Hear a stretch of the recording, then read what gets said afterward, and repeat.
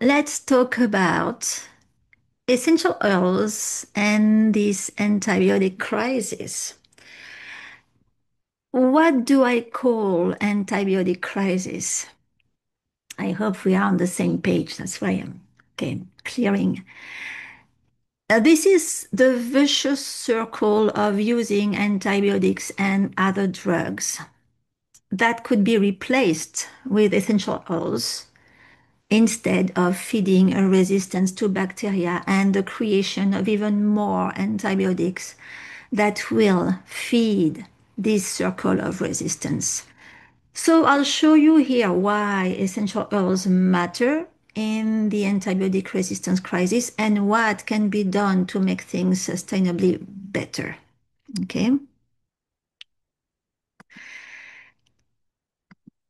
Before we start, let's introduce myself quickly. So I'm a Franco-American holistic aromatherapist, but I'm specialized in treating toxicity, physical as well as emotional, and also energetic, mainly in women, from heavy metal overload to parasites, fungal overgrowth, and trauma. And for that, I use my quantum healing approach mixed up with very clinical traditional tools. Simply speaking, I treat and also teach people to avoid the use of medicinal drugs and products thanks to a progressive use of essential oils that gives them the autonomy to deal with any budding issue, even infectious ones. Okay. So, we'll begin soon, but I'd like to share that this webinar is part of a larger research initiative I'm currently conducting. The goal of this project is to explore how essential oils can offer a safe, accessible, and sustainable alternative to regular treatments, and help prevent infections and reduce antibiotics overuse. This research is supervised by Dr. Marianne Riven, Assistant Professor of Clinical Education at West Virginia University School of Nursing, and is conducted under the umbrella of the AIA Research Academy, sponsored by the Gatfosse Foundation. So the study will also contribute to my impact project for the MIT Sustainability Program, where I'm focusing on natural preventative solutions to antimicrobial resistance. If you are interested in participating, either by contributing feedback, answering questionnaires, or testing our educational tool, I'll be delighted to talk about it at the end of the presentation. So let's go for it.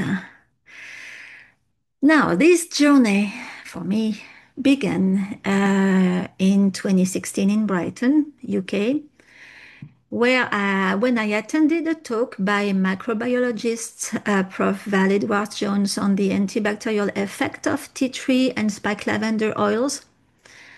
Her research stayed with me.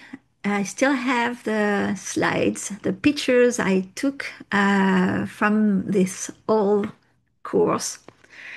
And thanks to her permission, I continue to share it with others. It was a small spark that planted a seed and eventually led me here. So, why do we have to talk about it? Well, we are all concerned. Today, millions of people die, not only because of their medical issues, but because of sepsis. Yeah, we are in the 21st century and people still die of sepsis. Because bacterial resistance is one of the greatest global health threats today, because of overuse of antibiotics in medicine, agriculture, households, and everything that fuels multi-drug resistant bacteria. And ideally, to reduce that, we would need to reduce also antibiotic use. We would need to support natural defenses and offer alternative uh, actions.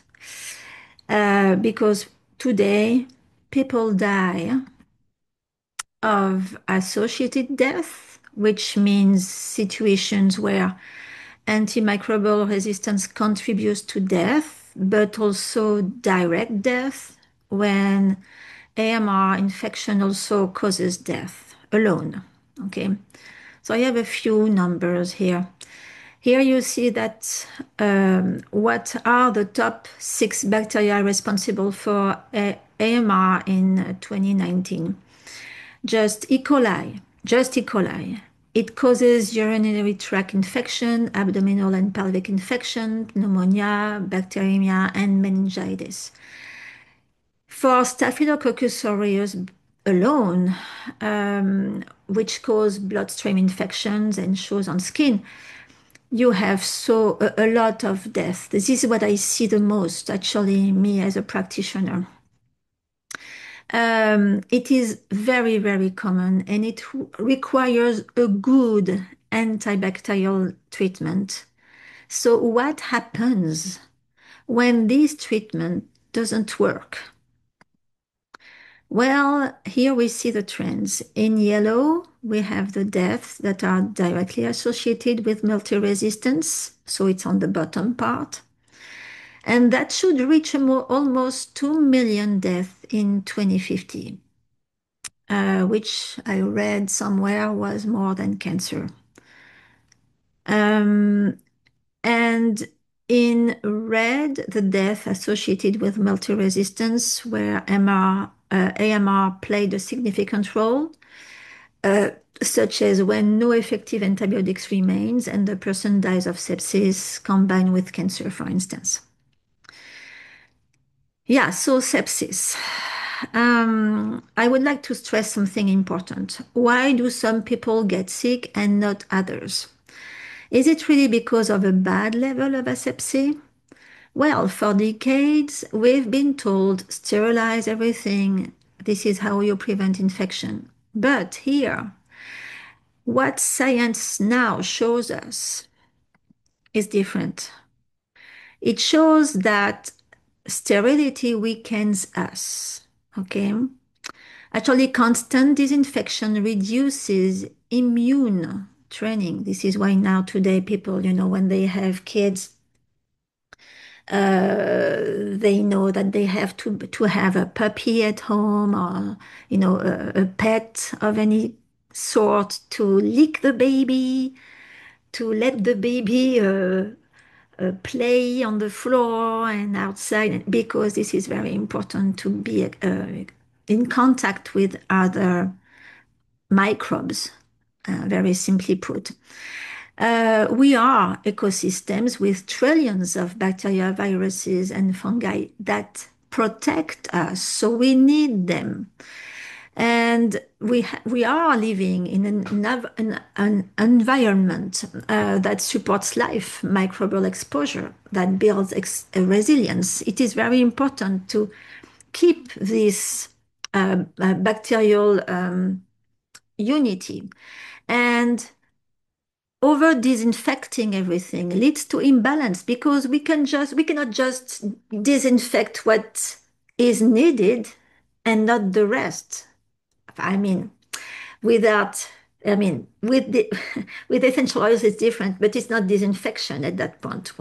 When we call disinfection, it's really when it removes any type of pathogenic anything, living things. So both in the body and in our ecosystem, it is very important to be cautious with that because microbial diversity is not the enemy, it is the foundation of health. So life needs more than sterility. Sterility is not life. And so I'm asking the question, what makes life possible on Earth? Not just oxygen, water, or food, but the quality and frequency of everything we are exposed to, which is infrared light from the sun and ambient bacteria and what water should be. Because, of course, now we know that water carries information, minerals, and vibrational patterns. But I mean, let's face it, unfortunately, the water we have available is not all the time the what we should get. But it is another subject. Um, we need this biological diversity because it makes us resilient, more resilient. It feeds what we need. Okay. And we also have this Schumann resonance that people usually don't know about. So I'm quickly add here that these subtle inputs nourish our psychoneuroendocrino-immune axis continuously. And we'll talk about that later. Now, just a little, I don't know the name in English for that. It's a clin d'œil. It's a little tweaking about closed environment. I recently had a class talking about closed loop environment where everything is recycled and used again and again. This is what happens in space. So what happens in a fully recycled and enclosed environment? It is very scary. I don't know how they do it. But anyway, so these people who live on spatial orbital places like that,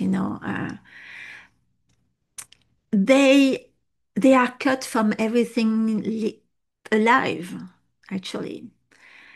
And it could be scary on many ways. And recently in November, it was last year, 2024, the journal El País published an article about how mutant superbugs pose a threat to human life in space. Is it really surprising? Yeah, sunlight is filtered in a special station, air is purified and stripped of microbial diversity, urine is recycled into drinking water again and again, soil microbe, plant terpenes are absent, creating ideal ground for bacterial mutation, and nothing feeds the energetic field of the body, or not that I'm aware of. I would love to know more about it, by the way. So why bacteria mutate easily against chemicals? I know that for right now, I hope they'll watch this presentation, but some students are working on the ideal way to sanitize that type of living environment. And this is scary that it is a subject of thought, how to sanitize. I hope that my presentation will make them more aware of the need not to sanitize, but to make it safe. This is different. So, why bacteria mutate? So, if everything is sterile, well, bacteria are still a threat because they mutate. Here are a few explanations about the root of the situation. Bacteria know how to mutate against chemicals, but they don't with essential oils. So why? Because synthetic disinfectants are a single active compound that targets only one function. So it is very easy for a bacteria to adapt quickly via mutation or resistant genes. And it leads to superbug and cross resistance. Essential oils are a complex molecular synergy of hundreds of compounds. And they target multiple bacterial functions at once, like membrane integrity and energy metabolism and biofilm destruction. And so this is why resistance is rare, because it's too much work for a bacteria to start adapting to all of that. And even after repeated use, they have a hard time to, resist to all of that. So they don't. So what is missing in closed system? So recently, I've listened to a pulmonologist. He was explaining why closed hospital rooms were not the best place to heal because of the way they are cut off from the outside. So, no contact with the sun and the wind. The person which is lucky enough to have their bed next to the window get out of the hospital quicker than the one in the back of the room. So I wonder if we can survive in a closed loop environment, can we truly thrive without soil, sunlight, scent, or natural microbial signals? At one point, without anything like that, how is the body going to react? Okay. It's going to lose its reference points for regulation. Okay. The immunity is gonna change, weaken, and of course, little by little, the vibrations also are gonna go down. But of course, it is important to consider vibration. Not everyone does it, but I'm still talking about it. Um, the missing piece is not just about nutrient or about air, but it's frequencies, aroma, plant-based codes. And this is where it leads to the right essential oils. Because the right essential oils can reintroduce life supporting complexity, not just to disinfect, but to restore. Essential oils help rebalance the environment instead of sterilizing it. There is a big difference. Supporting both human microbiome and ecological harmony. It offers biological complexity through plant molecules. It offers vibrational richness via olfaction and resonance. And it regulates stress hormones and immunity, and I'll talk about it a little bit later. So now, if I ask why essential oils matter in the antibiotic resistance crisis, it starts to become a little bit more obvious, I hope. Indeed, essential oils offer a unique preventive approach because they provide direct antimicrobial actions against resistant strains, of course, and also they lower stress. They regulate immunity. So I don't say increase here. Of course, they may increase immunity, but to me, the most important here is the regulation capacity of essential oil. Okay, we call it immune regulation, and of course, they preserve microbiome diversity because they don't kill everything. They kill the bad and keep the good, which of course reduces pharmaceutical dependency because when we keep the good, we are more protected than when we kill everything. Okay, so even though they may not replace all antibiotics, they already work where many antibiotics fail. Okay, many times for years, I've been wondering if only, this is a very personal question, if only doctors could listen and accept to rely on essential oils first, which is of course less comfortable for them because it is not their field, but it could become. Yeah, if essential oils were introduced earlier, not as a last resort when nothing else can be done, which usually happens to people who come to see me. They've done already everything, and they come to me because they have no other choice. This is horrible because in most cases, I have to help someone who have been suffering for nothing. I mean, if they were here a long time before, it could never happen like that. But they arrived to me in a horrible state of health, just because, they insisted and insisted. Right now, I have one. She told me she's been on antibiotics for 3 months nonstop. And of course, nothing happened. So 3 months is still okay. I've known some who it's been even worse than that. So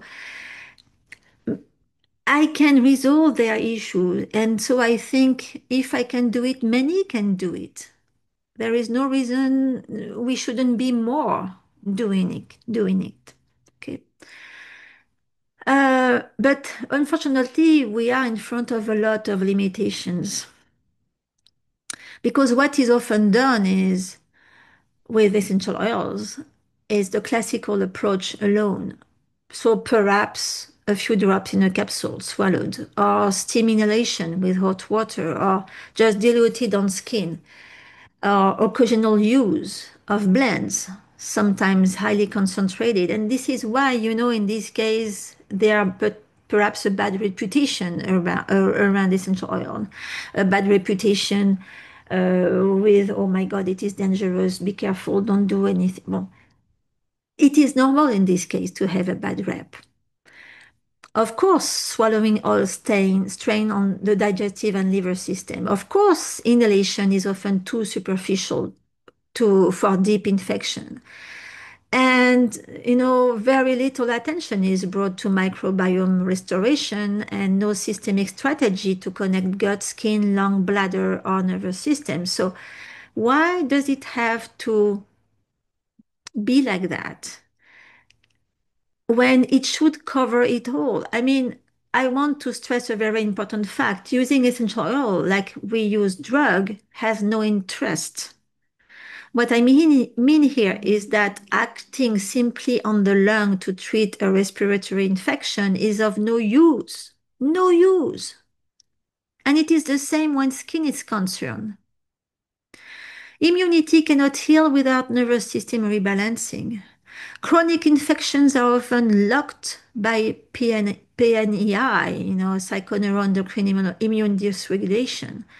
And emotional stress must be clear to unlock immunity. And the good news is that olfaction of the right essential oils bring fast nervous system regulation. So here is the time to talk about. Now it's time to talk about olfaction. You may wonder why or how olfaction acts. Uh, So to remind some who perhaps never looked into that, sense of smell is directly connected to limbic brain here. And inhaling the right essential oil can instantly calm the autonomic nervous system, so the vagus nerve, reduce cortisol and stress hormone, release blocked emotional pattern, free immune function trapped in chronic stress loop. So by just breathing an essential oil, sometimes actively inhaling correctly makes a big difference. Sorry. So a few words about PNEI. Um, this is what explains what I've just told you about. PNEI is a body of research that shows how our emotions, nervous system, hormones, and immunity are intimately linked. And so it explains that when one system is imbalanced, the others follow. And that chronic stress, fear, or trauma can paralyze immunity and promote chronic infections. I hope you are following me here. So psycho is emotion, neuro is brain, okay, endocrine is hormone, and immune is defense system, okay. So what happens if we bring everything together and create a synergy? Okay, we have talked about the need of how do you call that? Microbial balance, internal and environmental, and the need to lower the impact of stress via olfaction. We are about to create a winning recipe here, but first let me explain my strategy because what I'm showing you here is a pair of lung, a stomach, and a colon. Okay. So, the winning anti-infection strategy is starts with a few energetic principles used in TCM, traditional Chinese medicine. There is the metal colon axis, okay, that belong to the metal element. The large intestine, the colon, is where the body eliminates and where the defense start. The lungs is the interface between inner and outer world, and the skin and mucosal immunity is the first line protection. Um, why this matters in antimicrobial resistance? It matters because the colon is a reservoir of microbiota and toxins, key in resistance and immunity. And the olfactory system is directly linked to the brain and the lungs. We just seen it uh, with the olfaction. And both organs, colon and lungs, are connected through the metal chi pathway that influence each other. So the metal chi is what links colon and lung together. Okay. So I'm not going to spread on, Chinese medicine class in here, but quickly, it's easy to take a side view of it because I always use Chinese medicine principles to apply my treatment. So just bear with me. I'm not gonna. We must address the whole bacterial ecosystem from large intestine to lungs via the nervous system. Since the gut is always involved, suppository route is key because it's a direct access to bloodstream. It's a gentle diffusion towards surrounding organs, colon, bladder, and I treat bladder infection with suppositories, and also lungs because it goes directly up, to all this bronchial tree through the inside. And it avoids the digestive burden of swallowing something that could be irritant, of course, and has to be also metabolized by the liver. So in most cases, I prescribe suppositories for 2 weeks as the central treatment. This is a secret here. Um, Suppositories, okay, with organ-specific diffusion, PNEI balance via olfactotherapy, microbiome restoration, emotional and energetic clearing. That is the winning strategy. And it allows to go further than a symptomatic action because it reduces the toxic load to reduce mucus production, which is what attracts bacteria. It is the mucus production. And promoting daily preventative use of essential oils allows to work on the stress level, which of course acts tremendously on the level of fear of disease. Okay, when you can work on nervous system, you don't maintain people in fear, so in stress, so in a lower immunity. So my winning recipe here is suppositories for internal route, which bypass digestive system and liver overload, which gives access directly access bloodstream absorption that targets multiple organs such as colon, bladder, kidneys, lungs, and skin, which reduces total and systemic inflammation and support microbiome and tissue repair and gently detoxify chronic infections and toxic loads. And the olfaction is the access to limbic system activation and to release emotional blocks and stress, to calm the vagus nerve and to balance hormone, especially adrenals, and to unblock immune response that is usually paralyzed by chronic stress and the autonome sorry there I'm thinking in French right now. Anyway, when you are on the wrong side of the nervous system, you want to be in the parasympathetic and you are in the sympathetic when you are in stressed. So you don't want to stay in the sympathetic. You want to go in the parasympathetic side of the nervous system. So this side of presentation, of prevention and treatment is too often ignored. And essential oils protect from what antibiotic cannot. And this part of healing has to be taken into consideration because it is called autonomy. Autonomy is, you know, all about reducing stress, acting at the right moment before everything goes bad. And of course, at that point, ask for strong reaction. Okay.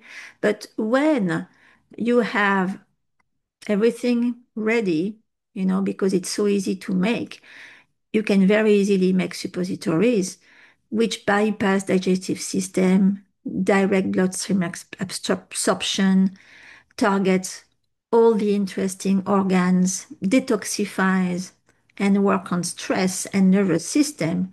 Of course, at that point, you can act.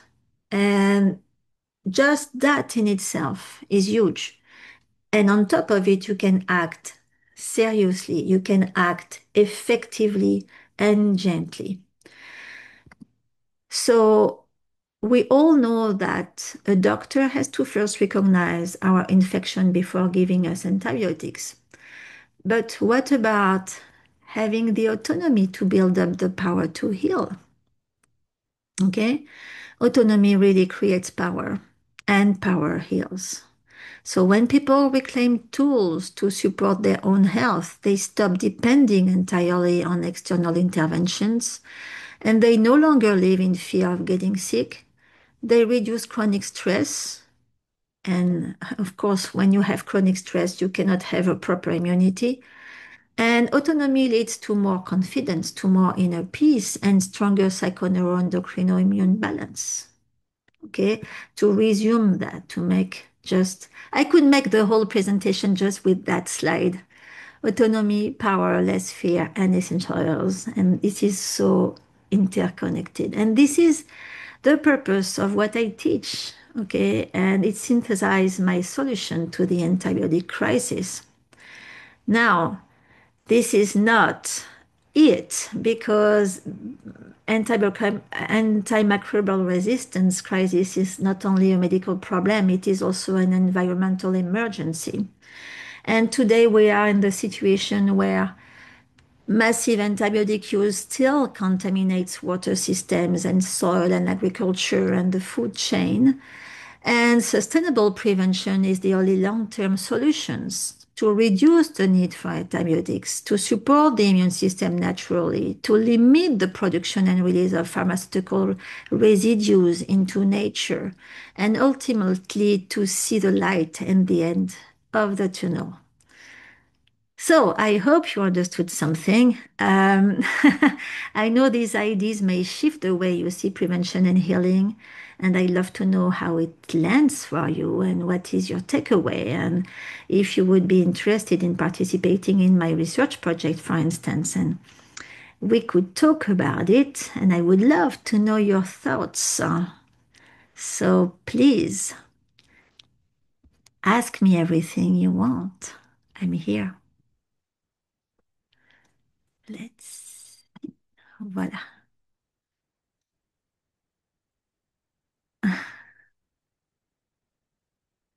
Alors, will the slide be available? I can send you the PDF. Yeah, of course. I can send you the PDF for those who want it. Okay. So those who want the PDF, just send me a note. Okay.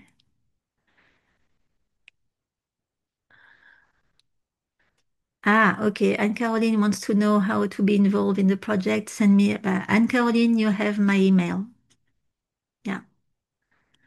On my involvement, Right now, my involvement in the at one what level my involvement? Right now, I'm about to present a research project at MIT. It's going at the end. I've been working for about a year on it.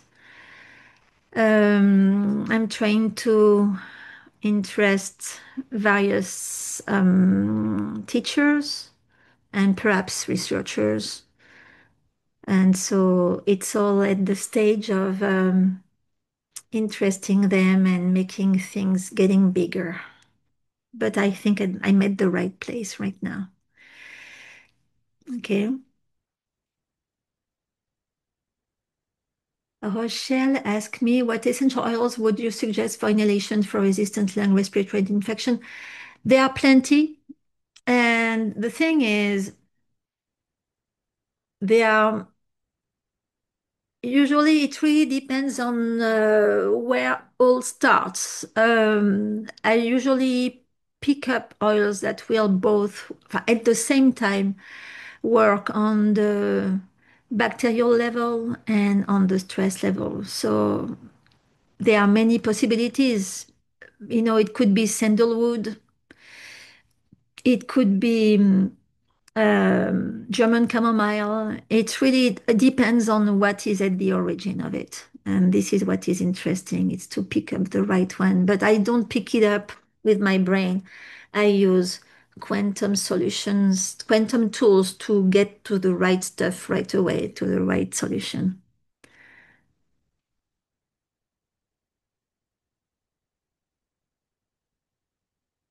Anita, what did you try to write? I can get it. Okay. Anyway, you know, I'll send you the replay to all of you guys present now. I'll send you the replay and I'll leave you a lot of information if you want more about me and if you want to ask me specific questions and if you want us to talk about specific cases. And if you want to be part of the survey or the research, you know, I'll leave you everything with the replay. So don't worry, you'll have that tomorrow at the same time. Okay.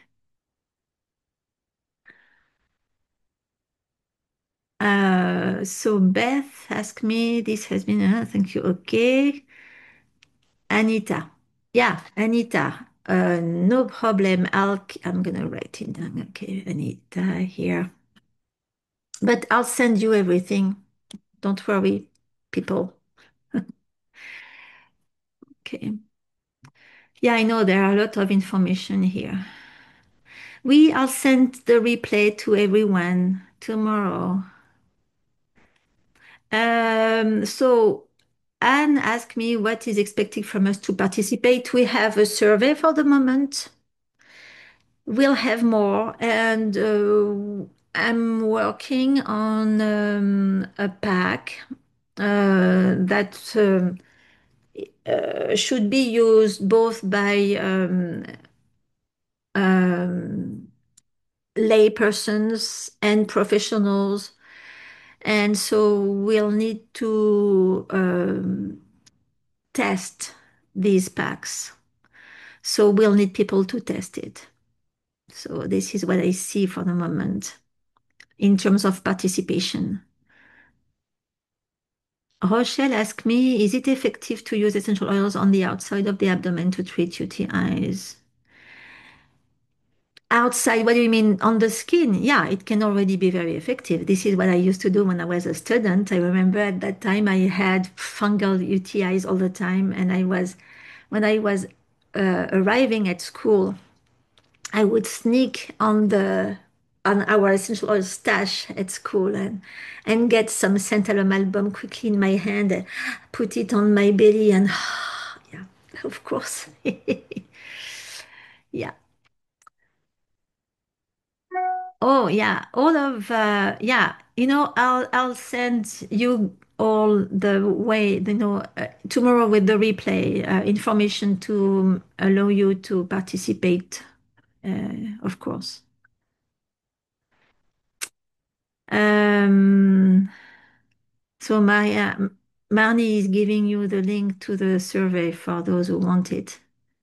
But I'll give it to you also tomorrow with the replay.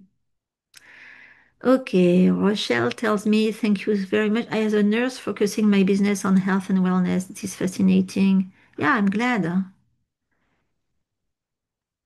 Again, for the regarding for the survey, you receive a survey and you answer the survey, and then you receive more things to, you know, especially if you agree on going further. It's it's gonna be to try the pack I'm putting together, which means principles. I can imagine that convincing anyone will be a real challenge. This is why I'm very grateful right now that I have an opportunity to explain that at MIT because it helps when people in this environment listen to that and understand that it makes a huge difference. Okay. So no more questions. It's great. Okay. So yeah, Marnie tells you that the survey is to help me understand my audience. And the second part is to create a public education pamphlet or brochure or program. And yeah, and this is what I've been calling packs because this is part of my impact project to create these brochures, that are part of public education for lay people and for professionals. So this is what we need to try on guinea pigs like you. It's not, there is no physiological whatsoever things to try. No, it's mainly about education. Okay. So I'm glad you all were here. If you have no more questions, I'll take care of the wrapping up. I'll take care of this replay and I'll send you all everything tomorrow. All right? I'm glad you were so much in here. Thank you so much. And I hope we'll stay in touch. Hope so.